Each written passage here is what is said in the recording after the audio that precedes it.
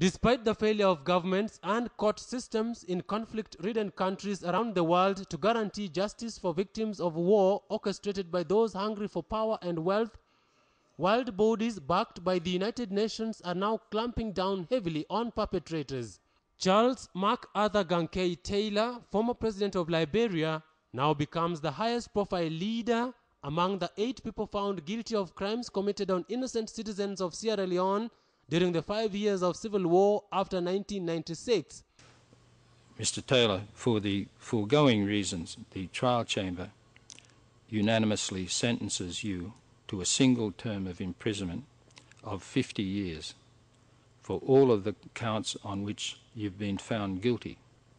He is said to have aided the Revolutionary United Front of Sierra Leone, accused of masterminding rape, torture, conscripting of child soldiers, and other war crimes.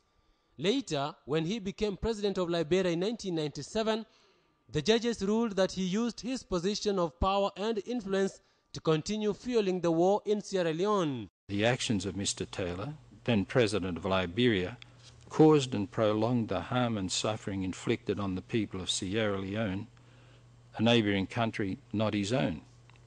The Taylor sentence is expected to send another powerful message to warlords and rogue regimes around the world about the watchful and tireless eyes of international justice system.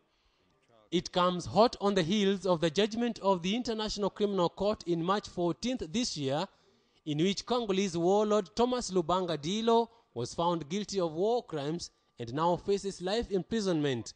Another tribunal like the Special Court for Sierra Leone was the International Tribunal for Former Yugoslavia, which indicted former Yugoslav President Slobodan Milosevic alongside 161 others, most of them generals and prime ministers, during the Yugoslav wars in Bosnia, Croatia, and Kosovo.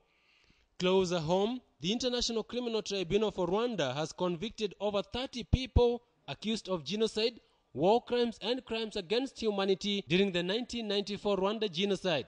More trials are ongoing. The Taylor sentencing was watched by many around the world. He is entitled to an appeal, which he must file within the next 14 days. Noah Otieno, KTN Prime.